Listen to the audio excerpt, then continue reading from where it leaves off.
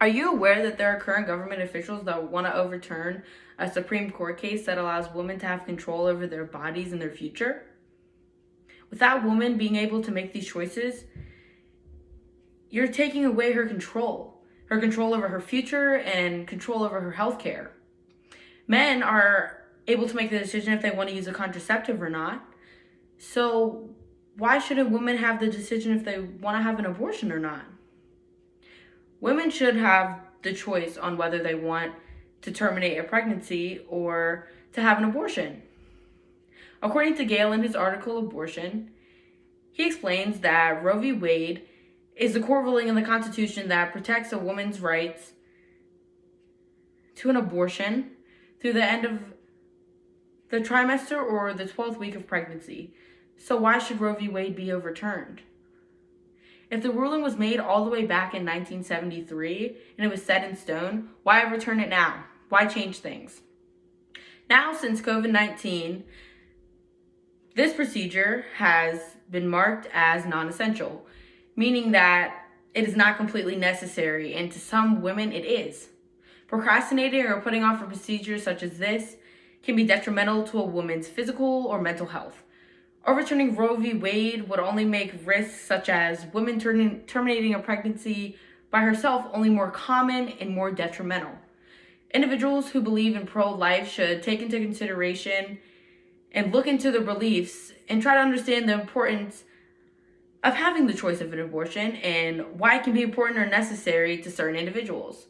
Sandra M. Alters, a contributor on the Information Plus reference article series, No Limitations Should Be Placed on Late-Term Pregnancy Abortion Procedures, states, I am extremely disappointed with the Supreme Court decision today and to abandon 30 years of rulings that protected a woman's private health care with her doctor. And I agree with that very much. Taking that choice away from women is basically telling her that she cannot make her own decisions.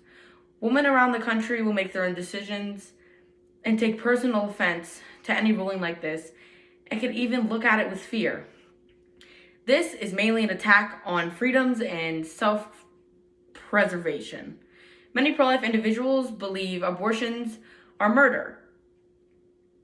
But individuals who believe that should understand that the fetus terminated in an abortion is not a full-grown baby. It's a cluster of cells, and they do not have a brain or even thoughts to be considered a human. And pro-life individuals who support these beliefs should understand that this and other ways that explain how abortion is not murder, and believing this is only supporting the government and supporting the Supreme Court decision to overturn this choice.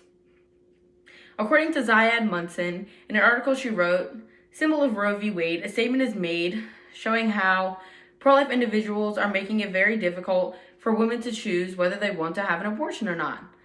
At least 5 states now have only a single abortion provider, and 90% of U.S. countries have no provider at all. Taking the freedom of choices away from a woman is like taking one's womanhood. Statistics show that 46% of U.S.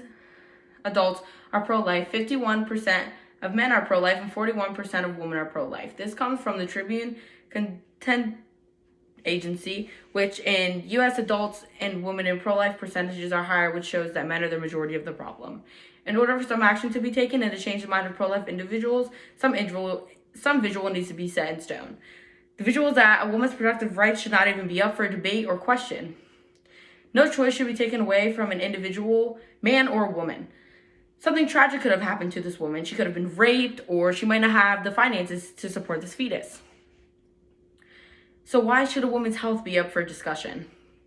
Every day there are women who struggle to make this choice and to get an abortion. Obviously, it's not an easy choice, but some women have to make this choice.